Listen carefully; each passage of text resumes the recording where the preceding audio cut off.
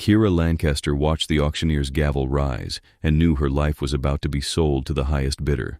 The warehouse basement reeked of desperation and mildew. 23 others stood on the platform before her, each in turn paraded like livestock, while men in expensive suits murmured bids through silk handkerchiefs pressed to their noses. Her father had brought her here 3 hours ago, his hands shaking as he signed the papers that made her collateral. Her mother wouldn't even look at her. Her younger brother cried until their father slapped him silent. "Lot 24, the auctioneer announced, his voice slick with false cheer.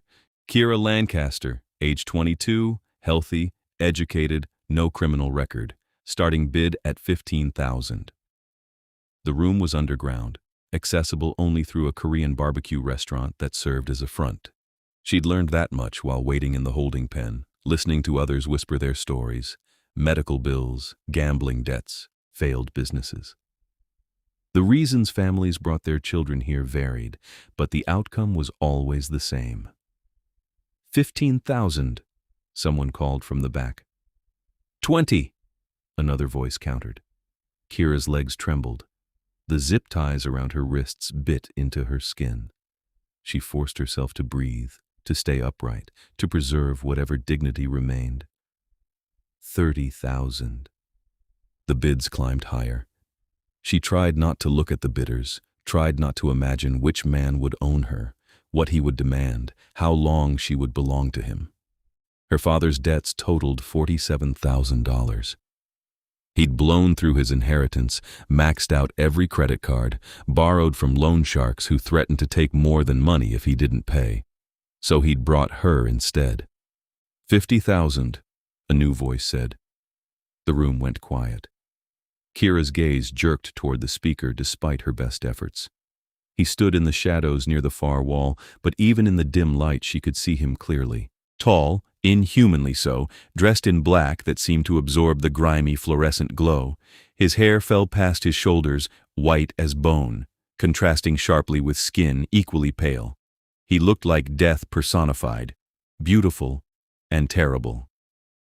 50,000 going once, the auctioneer said, his voice pitched higher with excitement. No one else spoke. The figure in the shadows hadn't moved, hadn't flinched, radiated such absolute certainty that further bids felt pointless. Going twice. Kiera's heart hammered against her ribs. She'd heard rumors, of course. Everyone had. Creatures that walked among humans, hiding in plain sight, powerful and ancient and hungry. The government denied their existence. The internet overflowed with conspiracy theories and grainy photos that proved nothing. But looking at this man, this being, she knew the rumors were true. Sold for $50,000 to bidder 18. The gavel cracked down like a gunshot. The auctioneer gestured for her to step down. Her legs moved without conscious thought, carrying her down the wooden stairs and toward the figure waiting in the shadows. He didn't reach for her, didn't grab or touch. He simply turned and walked toward a door marked Exit, clearly expecting her to follow. She did. What choice did she have? The door led to a parking garage 3 levels underground. A black car waited there, sleek and expensive, the kind she'd only ever seen in movies. He opened the back door and finally looked directly at her. His eyes were red. Not bloodshot, not brown with tricks of light, but actually red, like rubies held up to the sun. Beautiful and inhuman. "Get in," he said quietly. His accent was European, she thought, though she couldn't place which country.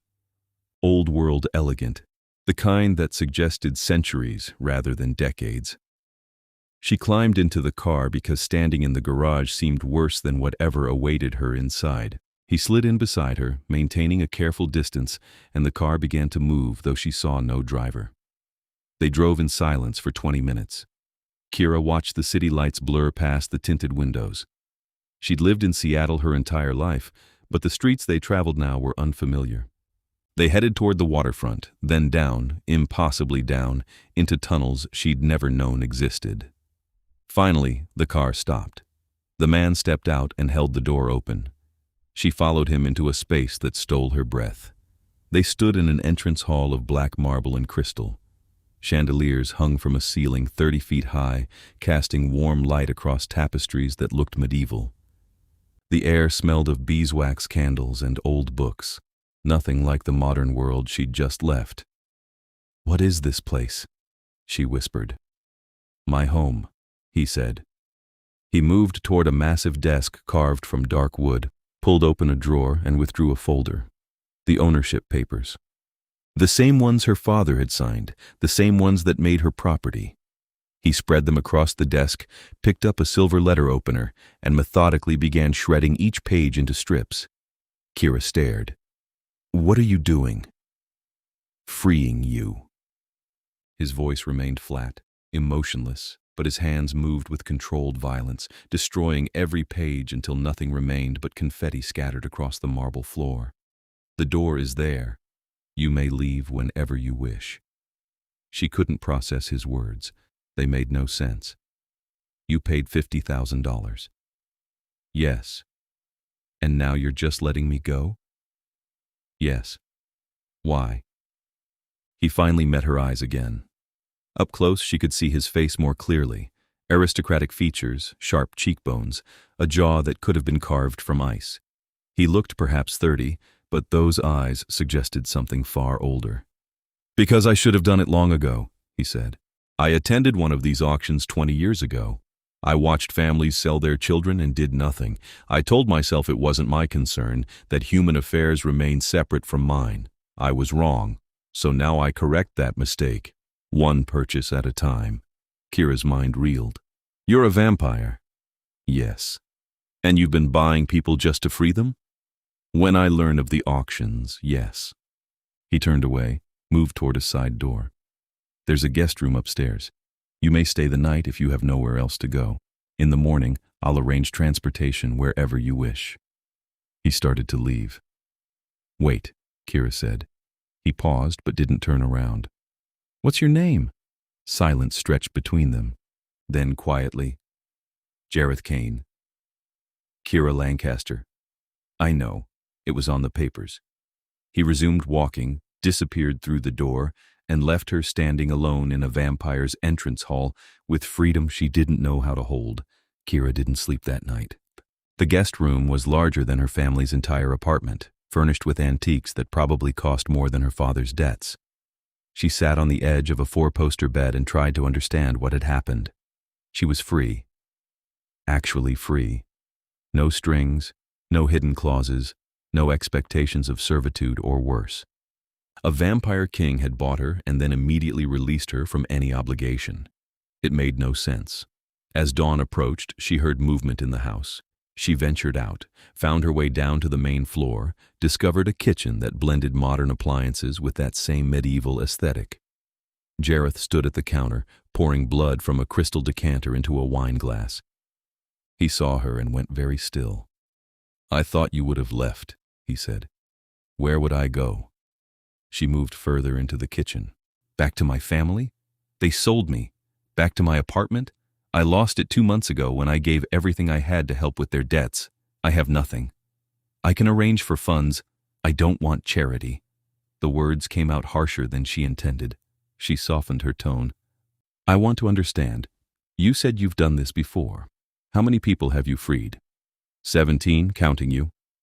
"And they all just left?" "Most within hours. 3 stayed a few days until they found situations elsewhere." He took a sip from his glass, and she tried not to think about whose blood filled it. "You're under no obligation to remain." "I know that." She pulled out a chair at the kitchen table, sat down.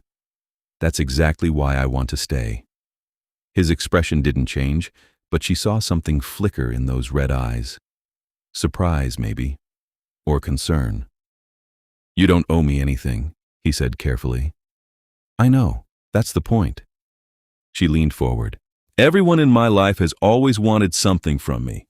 My parents wanted a perfect daughter who didn't cause problems. My ex-boyfriend wanted arm candy and someone to cook for him. My boss wanted free overtime. Everyone takes. You're the first person who's given without asking for anything back. So I want to stay, not because I owe you, but because I choose to." Jareth set down his glass with precise care. "I don't need servants. I'm not offering to be your servant. I'm offering to be your friend. The words seemed to hit him like a physical blow. He turned away, braced his hands against the counter. When he spoke again, his voice was rough. I'm a vampire. I'm a king of a realm you don't understand. I've lived for 342 years. We can't be friends. Why not? Because you're human. Because you'll age and die while I remain unchanged. Because my world is dangerous and dark, and you've already suffered enough. Kiera stood, moved closer, but stopped a careful distance away. I'm 22 years old, and my family just sold me to pay off gambling debts. I have no job, no home, no prospects. You've given me freedom, yes, but freedom to do what? Starve on the streets? Sleep in shelters? I'm not asking you to save me. I'm asking you to let me stay here, in this massive house that clearly has room, until I figure out my next steps. Maybe I can help somehow. Cook, clean, organize your books, whatever. Not as payment, but as contribution. Because that's what friends do. He turned to look at her again. Really look, as if seeing her for the first time. You fell in love with me the moment I destroyed those papers. It wasn't a question. Heat flooded her face, but she didn't deny it. Maybe I did. Maybe I'm an idiot who falls for the first person to show her basic human decency. But that doesn't change anything. I'm not asking you to love me back. I'm just asking you to let me stay. Jareth studied her for a long moment. Then he nodded once, sharp and decisive. 1 month. You may stay 1 month. If at the end you still wish to remain, we'll discuss it again. Relief and something warmer flooded through her. Thank you. Don't thank me yet, he said quietly. My world isn't safe, and your family won't simply accept that you've been freed. He was right about her family. 3 days later, she accompanied Jareth to the city above for the first time. He had business in what he called the Twilight District, a section of Seattle she'd never known existed despite living here all her life. The buildings looked normal enough on the surface, but she saw the signs once he pointed them out. UV-protected windows, doors that locked from the outside during daylight hours, shops that sold nothing but different blends of blood in bottles labeled as wine. How many vampires live here? She asked as they walked. In Seattle, perhaps 300. Worldwide, millions. He guided her around a corner with a hand that hovered near her back but never quite touched. We've existed alongside humanity for as long as humans have existed. We've simply gotten better at hiding. They entered a building that looked like a law office.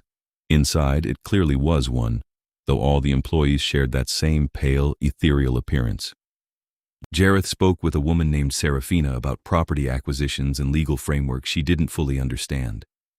Kiera waited in a leather chair and tried not to stare at everything. When they emerged an hour later, her father was waiting on the sidewalk. Kiera. His voice cracked on her name. He looked terrible, unshaven and hollow-eyed. Thank God. I've been looking everywhere. She stopped walking. Jareth went very still beside her. You need to come home, her father continued. He reached for her arm. Jareth moved between them faster than her eyes could track, and suddenly her father was stumbling backward. Don't touch her, Jareth said softly. Who the hell are you? Her father's gaze darted between them, landed on Jareth's distinctive appearance, and his face went pale. You're the one who bought her. And freed her, Kiera said. She stepped around Jareth. I'm not going back. You made your choice when you sold me. We didn't have a choice. The loan sharks were going to kill your brother. Then you should have gone to the police. You should have filed for bankruptcy. You should have done anything except sell your daughter. Her voice shook, but she kept going. I gave you everything I had. I worked 2 jobs to help pay down the debts, and it still wasn't enough. So you took me to that warehouse and handed me over to strangers. You don't get to call me home now. Kiera, please. We made a mistake. You made a choice. She turned away. Don't contact me again. Jareth followed her down the street. She made it 2 blocks before the tears came. She ducked into an alley, pressed her back against brick, and let herself break. Strong arms wrapped around her, and she realized dimly that Jareth was holding her, letting her cry against his chest, while he stood like a statue between her and the rest of the world. I'm sorry, she gasped, when she could breathe again.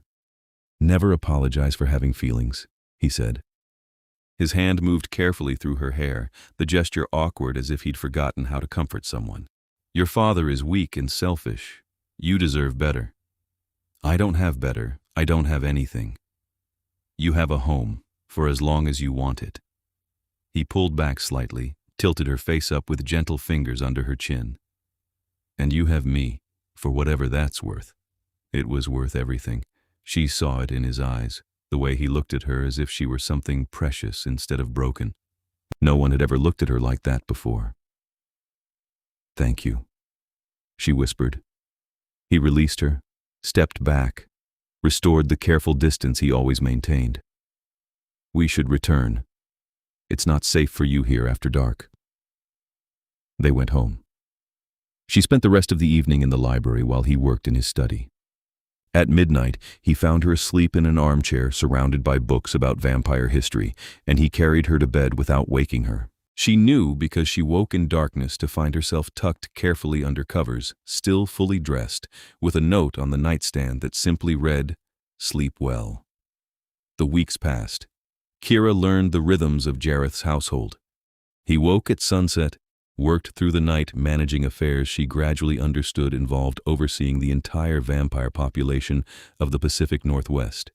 He was literally a king, not metaphorically, ruler of what he called the Northwestern realm. His word was law among his kind. He settled disputes, enforced their ancient codes, ensured humans remained unaware of vampire existence. And somehow, he made time for her.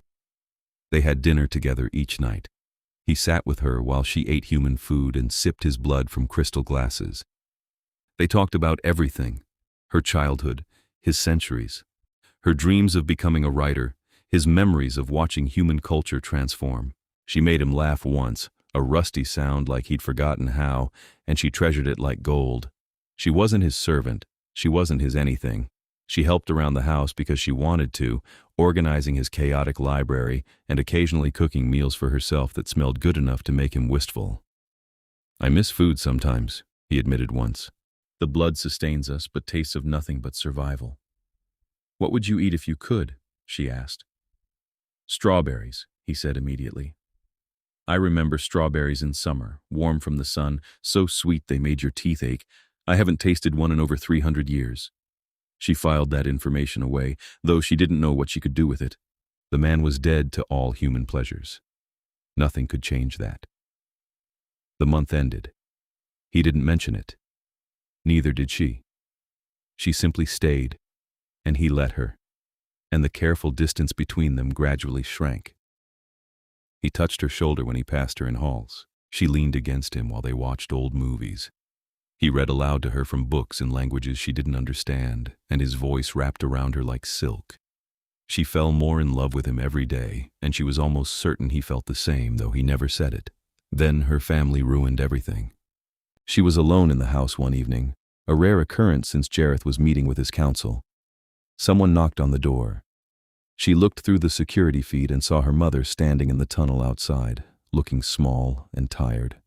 Against her better judgment, Kiera opened the door. Mom. Kiera, thank God. Her mother rushed forward, grabbed her hands. You have to help us. The loan sharks found out you were freed. They're demanding we replace you or pay double the original debt. We don't have that kind of money. They're going to hurt Marcus, her younger brother, 13 years old, just a kid. Kiera's heart twisted. How did they find out? She asked slowly. I don't know. They just showed up yesterday with proof that you'd been freed instead of sold. They said we violated the contract. Please, Kiera, I know we hurt you, but he's your brother. What do you want me to do? Her mother's grip tightened. Come back, just for a little while. We'll sell you properly this time, to someone who'll pay enough to cover everything.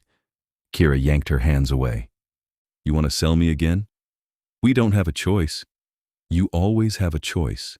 She backed up. You chose to gamble away your savings. You chose to borrow from criminals. You chose to sell me once. I'm not letting you do it twice.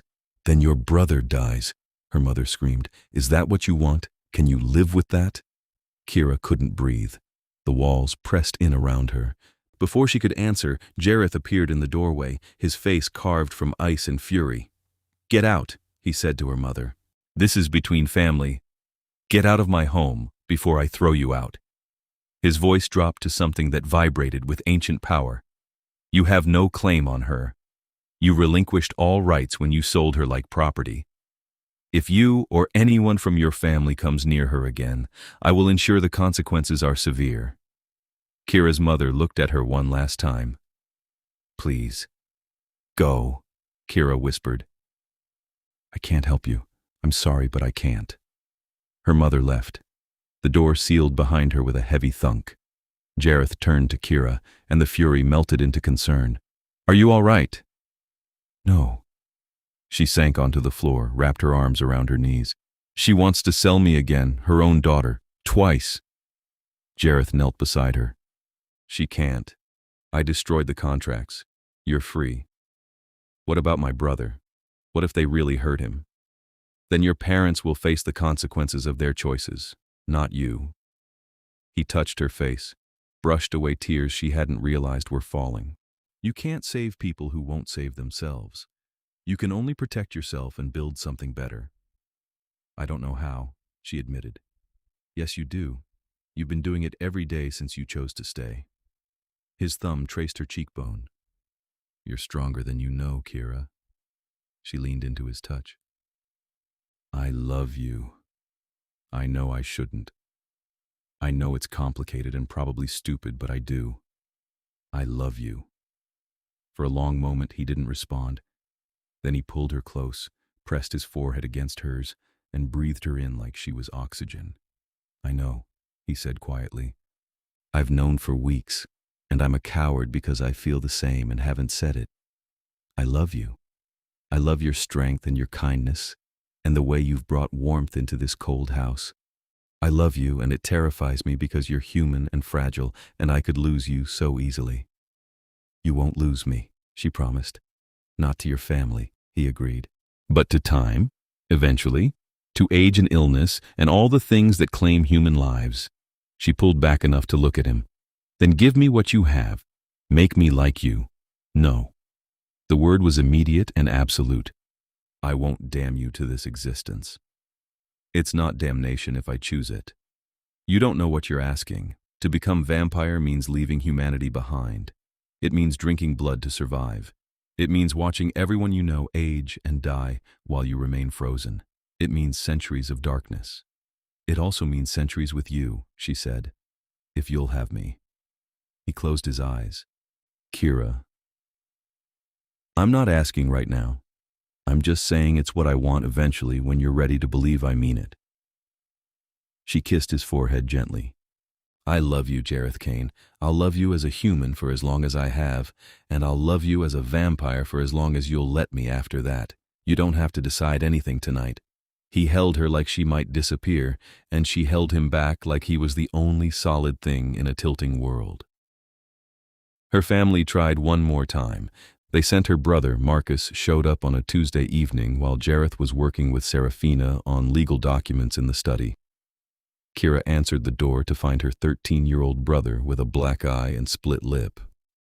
"Marcus." She pulled him inside immediately. "What happened?" "Dad happened." He wouldn't meet her eyes. "He's been drinking more since you left. When the loan sharks came back, he lost it. Said it was all your fault, that you were selfish for escaping. I told him that wasn't fair, and he hit me." Guilt and rage warred in her chest. "I'm so sorry. It's not your fault."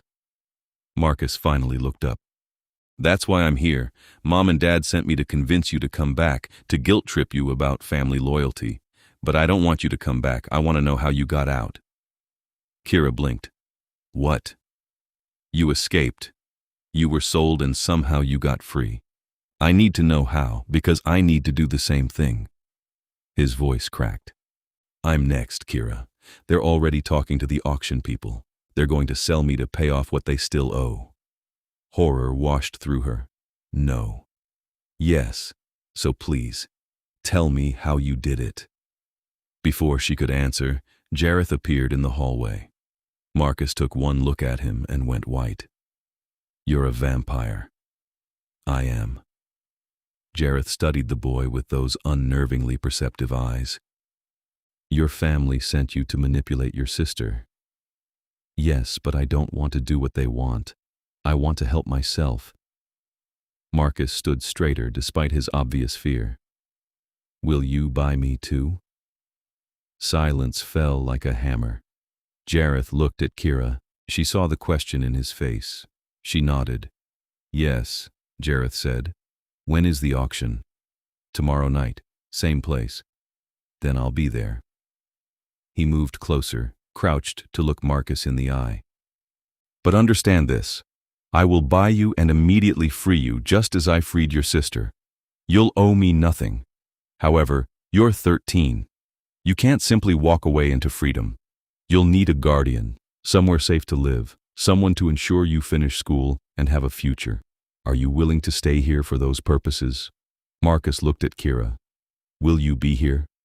Yes, she said. Then yes, please. Anything is better than going back. Jareth nodded. Then it's settled. You'll stay here tonight. Tomorrow I'll attend the auction. Your freedom will be secured. Relief crashed over Marcus's face so intensely he started crying. Kiera pulled him into a hug while he sobbed against her shoulder, all his 13-year-old bravado crumbling. She looked at Jareth over her brother's head and mouthed, "Thank you." He inclined his head slightly. "I'll make the arrangements." The auction was exactly as Kiera remembered. The same warehouse basement, the same desperate crowd, the same auctioneer with his greasy voice. She went with Jareth this time, refusing to let Marcus face it alone even though he wouldn't see her. They stood in the same shadows where Jareth had waited when he bought her, watching families betray their children for cash. Marcus was lot 7. He looked terrified on the platform, trying so hard to appear brave. Bids started at 10,000. 50,000, Jareth said, before anyone could go higher. The auctioneer's eyes went wide. 50,000 for lot 7? Yes. Sold. They went through the paperwork in a private room.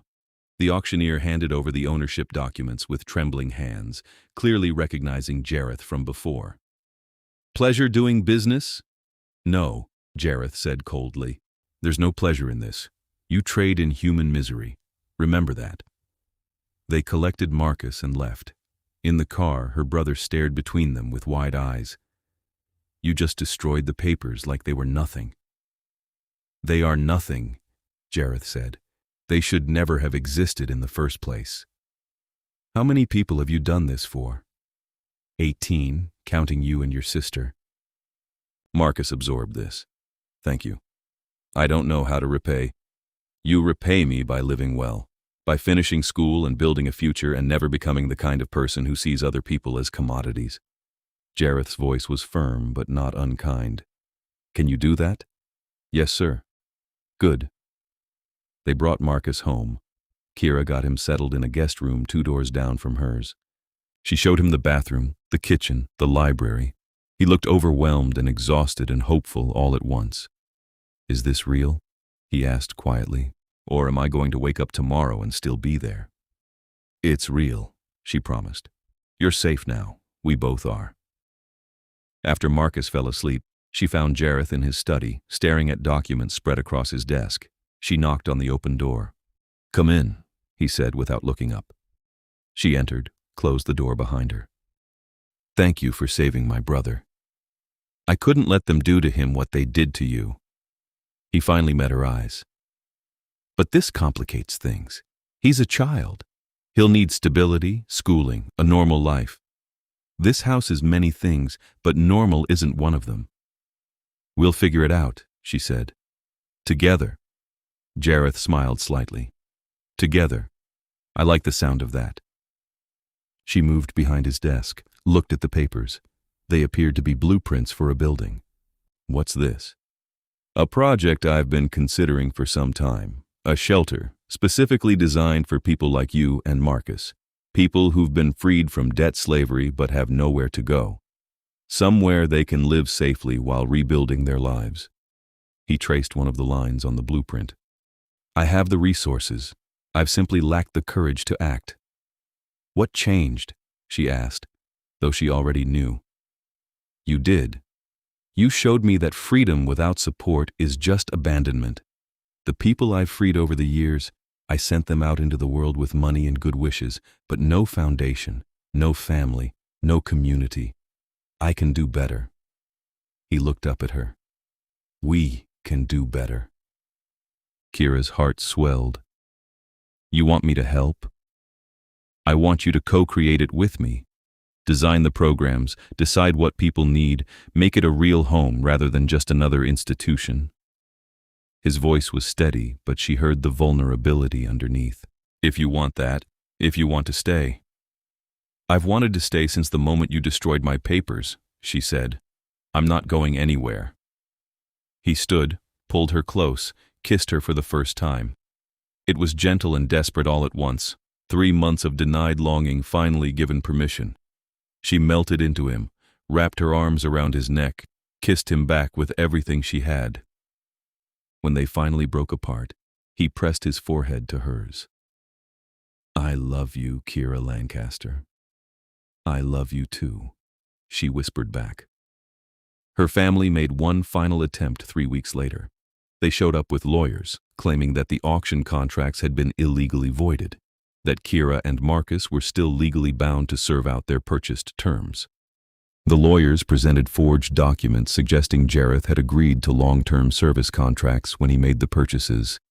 Jareth's response was swift and absolute. He brought the entire ledger from the auction house, obtained through means Kiera suspected weren't entirely legal, and presented it to a tribunal of vampire elders who governed the interactions between their world and humanity. The tribunal session took place in a chamber deep beneath Seattle's oldest church. Kiera and Marcus were allowed to attend as witnesses. They sat in a gallery while Jareth stood before 5 ancient vampires who looked like they'd stepped out of history books. "This ledger documents systematic trafficking of humans by other humans, facilitated by criminal enterprises in this city," Jareth said, his voice ringing through the stone chamber. "Our laws explicitly forbid vampire involvement in such activities, yet these auctions have operated for decades in spaces we own, under our protection, with our knowledge. We've turned a blind eye to human suffering because it didn't directly impact our kind. I'm asking this tribunal to end that complicity." "What would you have us do?" the eldest vampire asked. Her name was Valentina, and she looked about 20 but spoke with an authority that suggested millennia. "Declare war on human institutions?" "No. I'm asking us to use our legal infrastructure. We've infiltrated every level of human government precisely for situations like this. Draft legislation that makes debt-bonded servitude explicitly illegal, push it through channels we control, shut down these auction houses, void all existing contracts." He gestured to the ledger. "There are currently 47 people being held under such contracts in this city alone. Free them." "And if humans notice our involvement?" another elder asked. "They won't. They never do. We've manipulated human law for centuries to protect ourselves. For once, let's use that power to protect them too." The tribunal deliberated for 2 hours. Finally, Valentina spoke. "We agree. The legislation will be drafted and implemented within 60 days. All existing contracts derived from these auctions will be voided immediately. The Lancaster family's claim on both Kiera and Marcus is hereby dissolved. They are free." Relief crashed through Kiera so intensely she had to grip the bench to stay upright. Marcus grabbed her hand, squeezed hard. They were free. Legally, officially, permanently free. Jareth returned to them after exchanging a few words with the elders. "It's done." "Just like that?" Marcus asked, wonder in his voice. "Just like that." Jareth looked at Kiera. "Your family has no power over either of you anymore. You're safe." She wanted to cry, laugh, scream, all at once. Instead, she threw her arms around him and held on tight while he hugged her back, uncaring that 5 ancient vampires watched with knowing expressions. 6 months later, Kiera stood in the main hall of what they'd named Haven House. The building occupied an entire city block in downtown Seattle, though most people walking past saw only a historical preservation society. Inside, it housed 32 people who'd been freed from various forms of trafficking and slavery. Each had a private room, access to counseling and job training, and support from staff who understood trauma because they'd survived it themselves. Kiera managed the day-to-day operations. She'd discovered a talent for organization and a passion for helping others rebuild from nothing. Marcus attended the private school on the building's third floor, where a mix of human and vampire teachers educated the younger residents. He was thriving, had friends, had started smiling again, and Jareth was with her through all of it. He secured funding, navigated legal challenges, used his influence to protect residents who had people looking for them. He'd also become remarkably good with the younger kids, patient and gentle in ways that still surprised her. Tonight was the 6-month anniversary of Haven House opening. They were hosting a small celebration, just for residents and staff. Kiera moved through the gathering, chatting with people, checking that everyone had what they needed. She found Jareth on the balcony overlooking the main hall, watching the party with that slight smile he wore when he thought no one was looking. "You did this," she said, joining him. "We did this," he corrected. "You started it. You bought me. You chose mercy when you didn't have to. And you stayed when you didn't have to. You taught me that freedom is only the beginning." He turned to face her fully, took both her hands. "I have something for you." "Jareth, you already give me everything." "Not this." He pulled a small box from his pocket. Not a ring box, she noted, but something else. He opened it to reveal a silver pendant on a delicate chain. The pendant was shaped like a broken shackle, beautiful and symbolic. "This is a mark of the Kain family," he explained. "Those who wear it are under my protection, recognized as part of my household, afforded all the rights and privileges of my bloodline. I'd like you to have it." She understood what he was offering. Not marriage, exactly, but something more in his world. A claiming, a promise, a declaration that she belonged to him and he to her. "Yes," she said simply. He fastened the chain around her neck. The pendant settled against her heart, warm despite being silver. She touched it gently, feeling the weight of what it represented. "There's more," Jareth said. His voice dropped lower, more serious. "You mentioned once that you wanted to become like me. Is that still true?" Her breath caught. "Yes." "Then I'd like to offer it, properly. Not now, not tonight, but when you're ready. When you've had time to truly understand what you're choosing." His hands cupped her face. "I want centuries with you, Kiera. I want to build this life we've started and watch it grow. I want to see what we can accomplish together given infinite time, but only if you want it too." "I want it," she said firmly. "I want you, forever, if you'll have me." "Always," he promised. He kissed her then, slow and deep and full of everything they'd built together. When they broke apart, she saw Marcus watching from across the hall, grinning like he'd just won a bet. "Your brother approves," Jareth murmured. "Good. He'd be insufferable if he didn't." She laced her fingers through his. "When do you think I'll be ready?" "For turning? At least a year, maybe 2. You should experience more of your human life first. Travel if you want. Explore interests. Make sure this is truly what you want." His thumb brushed across her knuckles. "Once it's done, there's no going back." "I know, and I'll want it just as much in a year as I do now." She leaned against him, watched the celebration continue below. "Thank you for buying me that night. Thank you for freeing me. Thank you for teaching me that I'm worth more than what my family said I was." "You were always worth everything," Jareth said quietly. "I just gave you the space to remember it." They stood together on the balcony while the party swirled around them, 2 people who'd found each other in darkness and built something luminous from it. A year and a half later, Kiera woke in silk sheets to find Jareth watching her with his head propped on one hand, that same soft expression he got when he thought she was still sleeping. "I'm awake," she murmured. "I know. I've been waiting for you to admit it." He traced a finger down her arm. "Big day." "Nervous?" she asked. "Terrified," he admitted. "What if something goes wrong? What if you regret it? What if—" She kissed him quiet. "Stop. We've talked about this 100 times. I'm ready. I want this." They'd spent 18 months preparing. She'd traveled, written half a novel, helped expand Haven House to 3 more cities. She'd lived fully and completely as a human. savoring every experience, ensuring she had no regrets. And through it all, she'd loved Jareth more deeply with each passing day. Tonight, she would die, and tomorrow, she would wake up something new. The turning required ceremony. Vampire law demanded it happen in front of witnesses, with explicit consent documented by the elder tribunal.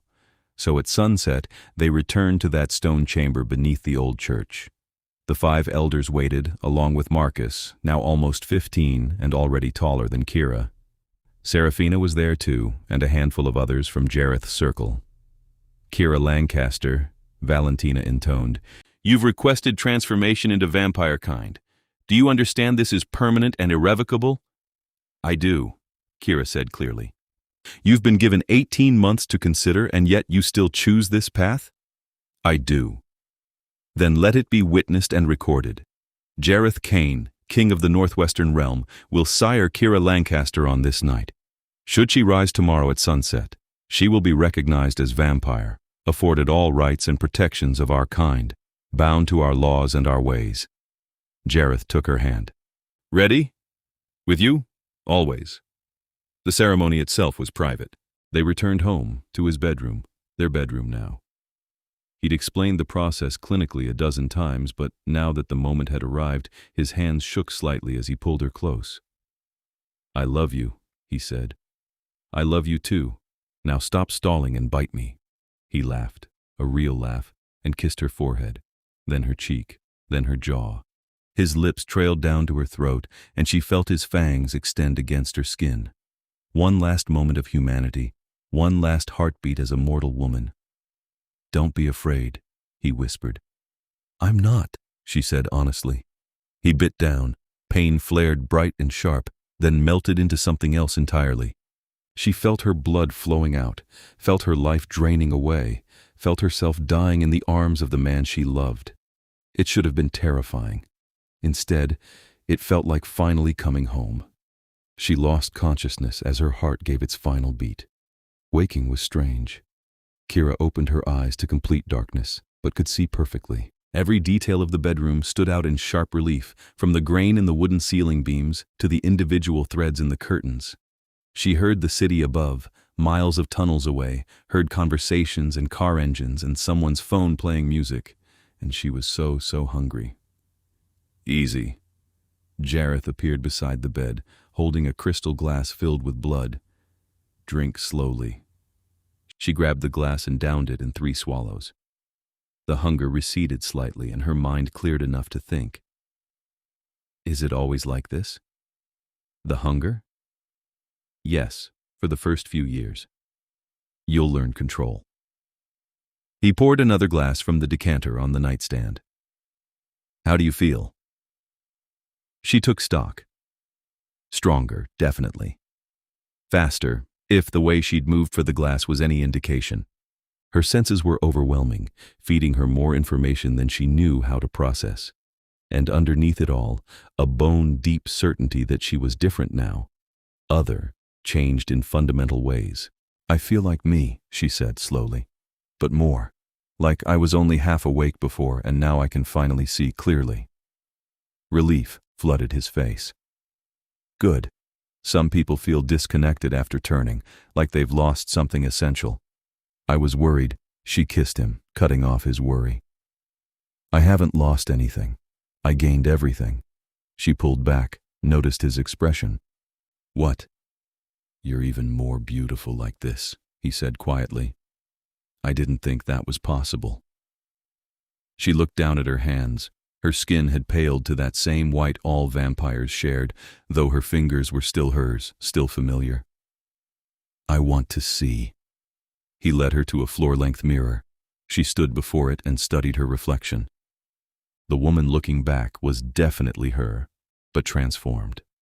Paler, yes, with eyes that had shifted from brown to deep crimson. Her hair remained dark, but it shone now with an almost metallic sheen. She looked elegant, dangerous, powerful. She looked like she belonged beside Jareth. "I love it," she said. "Truly. No regrets?" "None." She turned to face him. "I chose this. I chose you. And I choose it again every single time." He pulled her close, buried his face in her hair. I'm going to spend eternity making sure you never regret that choice. Good, she said, because you're stuck with me now.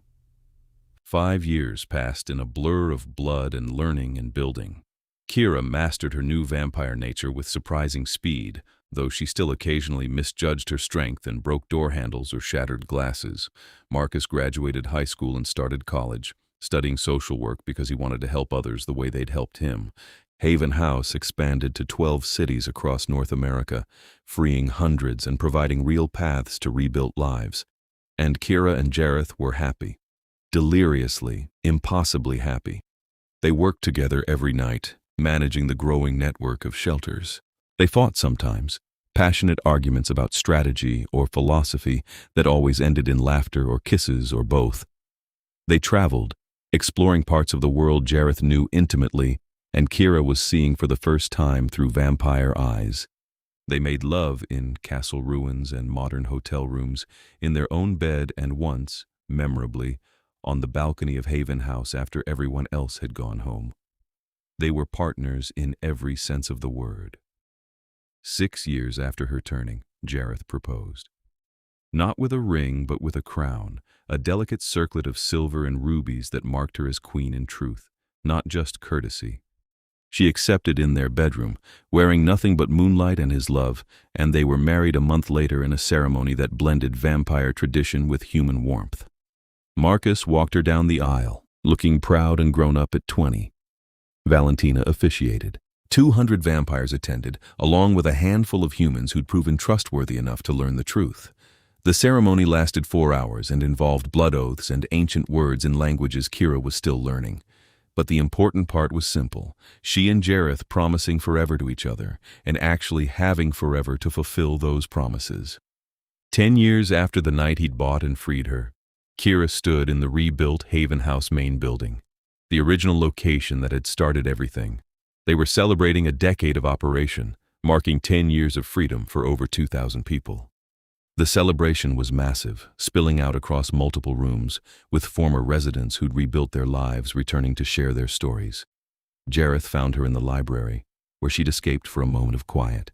He wrapped his arms around her from behind, rested his chin on her shoulder. Overwhelmed? He asked. Grateful, she corrected. Do you realize what we've built, all because you chose to buy one girl and set her free? All because that girl chose to stay and teach me what freedom really means, he countered. She turned in his arms. Do you remember that first night, when you destroyed the papers and told me I could leave? Every detail. You looked so shocked, so broken, so beautiful. I wanted to kill everyone who'd brought you to that place. His voice was soft but fierce. I still want to sometimes. They can't hurt me anymore. They can't hurt anyone anymore. The legislation they'd pushed through had held. Debt slavery was illegal, heavily prosecuted, driven so far underground it was nearly extinct. We won, Jareth. We actually won. We did, he agreed. He pulled back slightly, studied her face. Are you happy? Happier than I ever imagined possible, she said honestly. I have you. I have purpose. I have eternity to keep building good things. How could I not be happy? I love you, he said, like it was the most important thing in the world. Maybe it was. I love you too. She kissed him gently. Thank you for buying me that night. Thank you for seeing me as worth saving. Thank you for teaching me I was always worth it. Thank you for staying, for choosing me, for building this life with me. He rested his forehead against hers. For being my queen, my partner, my everything. They stood together in the library while the celebration continued without them, two people who'd found each other in darkness and spent a decade creating light. 15 years after her turning, Kiera and Jareth stood before the Elder Tribunal once more. This time, they weren't asking for anything. They were presenting results. Over 3,000 individuals freed from trafficking and debt slavery, Kiera reported, her voice steady and sure. 24 Haven House locations across 3 countries. Legislation protecting vulnerable populations passed in 47 jurisdictions. And most importantly, a cultural shift within both vampire and human communities toward viewing such exploitation as unacceptable. You've accomplished more than we thought possible when we approved your initial proposal, Valentina acknowledged. The Northwestern realm has become a model for how vampire society can interact ethically with humanity. It's not just the Northwestern realm anymore, Jareth added. 3 other realms have requested assistance implementing similar programs. The Eastern European covens reached out last month. Even the ancient families in Asia are reconsidering their stance on human protection. Because you proved it could be done without compromising our security or revealing our existence, another elder noted. You've changed vampire culture, King Jareth. We've simply started the change, Jareth said. There's still so much work to do. Then keep doing it, Valentina said. You have the full support of this tribunal. They left the chamber together, hand in hand. Outside, in the tunnels that connected the vampire realm to the human city above, Jareth pulled Kiera close. Did you ever imagine we'd get here? He asked. No, she admitted. That night at the auction, I couldn't imagine tomorrow, let alone 15 years later. I thought my life was over. And now? Now I know my life had just begun. She touched the crown she wore now, the one that marked her as queen, as his equal, as someone powerful in her own right. You gave me freedom, and I gave you purpose. We saved each other. The best partnerships do, he agreed. He kissed her softly. What's next for us? Whatever we choose, she said. We have eternity. Remember? I remember. He smiled, the expression that still made her heart race even after all these years. I remember everything, especially the moment I saw you on that platform and knew I had to save you. I remember the moment you destroyed those papers, and I knew I loved you, she countered. Best decision I ever made. Best decision we both made, she corrected. You chose to free me, I chose to stay. Everything else grew from those choices. They walked home together through the underground tunnels, past vampire businesses and residences, past humans who'd learned the truth and chosen to live among their kind. The world was changing, slowly but surely, becoming something better. And at the center of it all were a vampire king and his queen, partners and lovers and best friends, building a legacy of freedom and hope from a single night when he'd chosen mercy and she'd chosen trust. 20 years after Kiera's turning, Haven House had become an international organization. They'd freed over 10,000 people, established safe houses on 4 continents, and fundamentally altered how both human and vampire societies viewed human trafficking. The original building in Seattle had been expanded 3 times, and now served as both operational headquarters and a training center for staff who'd go on to open new locations. Kiera managed the global operations from a war room that would have made military commanders jealous. Screens covered one wall, showing real-time data from every Haven House location. She coordinated with local authorities, vampire realm leaders, and human advocacy groups, weaving together support networks that crossed both species and borders. Jareth handled the political side, navigating vampire realm politics and using his influence to protect their work.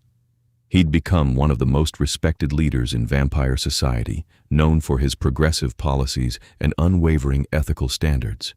Together, they were unstoppable. Marcus had joined their work full-time after graduating with his master's degree in social work. Now 28, he ran the Seattle headquarters and had become Kiera's right hand, her most trusted advisor. He'd never forgotten that he owed his freedom to Jareth's intervention, and he dedicated his life to paying that forward. Late one evening, after a particularly grueling video conference with the European branches, Kiera found Jareth on the rooftop of Haven House. They'd built an observatory up here, a glass-domed space where they could see the stars despite being in the city. He stood looking out at the Seattle skyline, his white hair catching the moonlight. Hiding from responsibility? She teased, joining him. Taking a moment to appreciate what we've built, he corrected. He wrapped an arm around her shoulders. Do you remember when this building was just a blueprint? When the whole idea felt impossible? I remember you being terrified that you'd fail, she said, that you wouldn't be able to make a real difference. And you believed in me even when I didn't believe in myself. He pulled her closer. 20 years, Kiera. 20 years of fighting and building and changing the world. Aren't you tired? Exhausted, she admitted. But the good kind of exhausted. The kind that comes from doing meaningful work. She looked up at him. Are you thinking about stopping? No, never. He kissed the top of her head. I'm thinking about how lucky I am, that I went to that auction, that I finally found the courage to act, that you chose to stay. Every good thing in my life traces back to those moments. Mine too, she said softly. I was so lost before you. I didn't even realize how lost until you showed me what it felt like to be found. They stood together watching the city lights, comfortable in their shared silence. After a while, Jareth spoke again. I have something I want to discuss with you. That sounds ominous. Not ominous, just significant. He turned to face her fully. The Elder Tribunal wants me to take a seat as a permanent member. Valentina is stepping down after 15 centuries, and she's recommended me as her replacement. Kiera's eyes widened. That's incredible. One of the 5 ruling elders of all vampire kind. It would mean more responsibility, more politics, more time away from Haven House. He searched her face. I wanted your input before deciding. You should do it, she said immediately. Think about the influence you'd have, the changes you could make. You could shape vampire policy worldwide, make sure what we've started here spreads everywhere. And you? Could you handle the organization without me? She laughed. Jareth, I've been running the day-to-day operations for a decade. You're brilliant at politics and strategy, but I'm the one keeping the trains running on time. I'll be fine, better than fine. You'd be alone, he said quietly. I'd be working while you're in tribunal sessions. That's different from alone. She cupped his face in her hands. We're partners. Sometimes partners work in different rooms toward the same goals. I'm not fragile. I won't break just because you're not standing beside me every moment. I know that. I just don't like being away from you. I don't like it either. But this is important. You could change everything for vampires everywhere. Make sure the values we've built here become standard across all realms. She kissed him softly. Take the seat, my love. Make me proud. Make us proud. He smiled against her lips. How did I get so lucky to find you? You bought me at an auction, remember? Very romantic. He laughed and pulled her close. Best purchase I ever made. Best freedom I ever claimed, she countered. Jareth accepted the tribunal seat. For the next decade, he spent half his time in the deep chambers beneath various cities, shaping policy and settling disputes alongside the 4 other elders. The other half, he spent with Kiera, working on Haven House expansion and enjoying their life together. Kiera thrived in her expanded role. She was brilliant at organization, at seeing the big picture while managing crucial details. Under her leadership, Haven House became a global standard for anti-trafficking work. Other organizations, both human and vampire, modeled their programs on what she'd built. She also became a voice for progressive change within vampire society. She spoke at conclaves, wrote policy papers, argued passionately for reforms that protected both humans and vampires. Some of the older, more traditional vampires resented a former human having such influence. She didn't care. She had Jareth's support, the tribunal's backing, and her own unshakable certainty that she was right. 30 years after her turning, she was one of the most powerful vampires in North America despite having no bloodline heritage or ancient power. She'd built her influence through competence, compassion, and sheer stubborn determination. And through it all, she and Jareth remained deeply, passionately in love. They still took time for themselves, escaping the demands of their positions for long weekends in remote locations. They'd bought a cottage in the San Juan Islands, accessible only by boat, where they could pretend the rest of the world didn't exist. They spent those stolen days making love, reading, talking about everything and nothing, remembering why they'd chosen each other. On their 30th anniversary, the anniversary of the night he'd bought and freed her, they returned to the island cottage for a week alone. They sat on the beach watching stars reflect on black water, wrapped in blankets against the chill neither of them actually felt. 30 years, Kiera mused. In human terms, I'd be 52 years old, probably with gray hair and grandchildren. Do you regret not having that? Jareth asked carefully. No, I got something better. She leaned against him. I got you. I got purpose. I got the chance to save thousands of lives instead of just living one ordinary existence. You wouldn't have been ordinary even if you'd stayed human, he said. You were extraordinary the moment I saw you, scared but unbroken, lost but not defeated. You would have found your way eventually. Maybe, but I found it faster with you. She turned to kiss him. Thank you for being patient with me that first year, for not pushing, for letting me figure out what I wanted. Thank you for staying, for choosing me even when you had every reason not to. His arms tightened around her. For building this life with me. Always, she promised, for as long as we both shall live. Which is forever, he reminded her. Even better, she said, and kissed him under stars that would outlive civilizations, but not their love. 50 years after Kiera's turning, Haven House celebrated its 50th anniversary with a gala that brought together everyone who'd been part of the journey. The original Seattle location had been designated a historical landmark, and they'd built an adjacent convention center specifically for this event. Over 5,000 people attended. Former residents who'd rebuilt their lives and now had families of their own. Staff members, past and present, who'd dedicated careers to the cause. Vampire realm leaders from across the globe. Human government officials who'd worked to pass protective legislation. Everyone who'd played a role in transforming a simple idea into a worldwide movement. Kiera stood at the podium to give the keynote speech. She looked out at the sea of faces, human and vampire mixed together, and felt her undead heart swell with pride.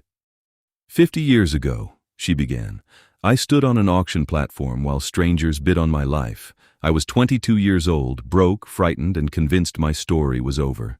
Then a vampire king paid an absurd amount of money for me, brought me to his home, and destroyed the papers that made me his property. He set me free when he could have owned me. That single act of mercy changed everything.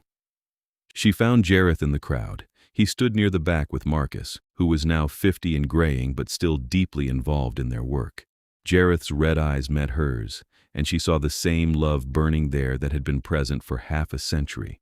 That night changed my life, obviously, but it also changed the world. It led to this organization, which has now freed over 100,000 people from trafficking and slavery. It led to legislation in 83 countries making such practices punishable by serious prison time. It led to a fundamental shift in how vampire society views its responsibility toward humanity, all because one man chose compassion over indifference. She gestured for Jareth to join her. He moved through the crowd with that vampire grace, stepped onto the stage, took her hand. This is Jareth Kain, she said. My husband, my partner, my king. He started this because he regretted past inaction. He wanted to save others the way he'd failed to save people before me, and he succeeded beyond anyone's expectations, including his own. Jareth squeezed her hand. She could feel his discomfort with public praise, but she continued anyway. But this isn't just his story, or mine. It's all of ours. Every person in this room played a part. Every former resident who rebuilt their life and now helps others do the same. Every staff member who works long hours for modest pay because they believe in the mission. Every vampire who used their influence to protect rather than exploit. Every human who learned our secret and chose to help rather than expose us. This is what we accomplished together. The applause was deafening. Kiera let it wash over her for a moment, then raised her hand for quiet. So what's next? We've freed 100,000 people. Let's free 1 million. We've changed 83 countries' laws. Let's change all of them. We've shifted vampire culture in one realm. Let's transform it worldwide. The work isn't done. It's never done. But together, we can keep pushing forward, keep building, keep freeing people and giving them the chance to rebuild. More applause. She stepped back. Let Jareth take the microphone. I'll keep this brief, he said, his voice carrying easily through the massive space. Kiera is the remarkable one. She took the freedom I gave her and used it to free countless others. She turned a traumatic experience into purpose and meaning. She's the bravest person I've ever known, and I'm humbled to stand beside her. He turned to face her directly. You've given me 50 years of joy and purpose and love. You've made me better than I ever thought I could be. You took a jaded king who'd stopped believing in change and reminded him why it matters. Thank you." He kissed her in front of 5,000 witnesses, and the applause turned into cheers. They returned home late that night, exhausted, but happy. The anniversary gala had been perfect, celebrating everything they'd built while looking forward to everything still to come. Kiera kicked off her heels and collapsed onto their bed. Jareth joined her, pulling her close. They lay together in comfortable silence, her head on his chest, his fingers playing with her hair. 50 years, she murmured. Half a century together. Best 50 years of my existence, he said. And I've had 392 years to compare against. Think we'll make it another 50? I think we'll make it forever, he said seriously. We're partners, Kiera, equals. You're not the frightened girl I bought at an auction anymore. You're a queen, a leader, a force of nature, and I love you more now than I did 50 years ago, which I wouldn't have thought possible. I love you too. She propped herself up on one elbow to look at him. Do you ever regret it? Buying me, I mean. You could have lived a quiet life, managing your realm without all this extra work and stress. Not for a single second. His hand cupped her face. You're the best thing that ever happened to me. Not just because of Haven House or the changes we've made, but because you taught me how to be better. You saw a jaded king and believed he could be more. And I became more, because you believed in me. You were always more, she said. You just needed someone to remind you. He pulled her down for a kiss, soft and sweet and full of 50 years of partnership. When they broke apart, she settled back against his chest. Thank you for buying me that night, she said quietly. Thank you for setting me free. Thank you for loving me. Thank you for staying, he replied. Thank you for teaching me what freedom really means. Thank you for loving me back. They fell asleep tangled together as dawn approached, two people who'd found each other in darkness and spent 50 years building light, with forever still stretching out ahead of them. Their story wasn't about a girl who was sold and a king who saved her. It was about two people who chose each other every single day and built something beautiful from that choice. It was about freedom and trust and partnership and love that transcended species and time. It was about finding home in another person and deciding to stay there forever. And that was the only ending their story needed.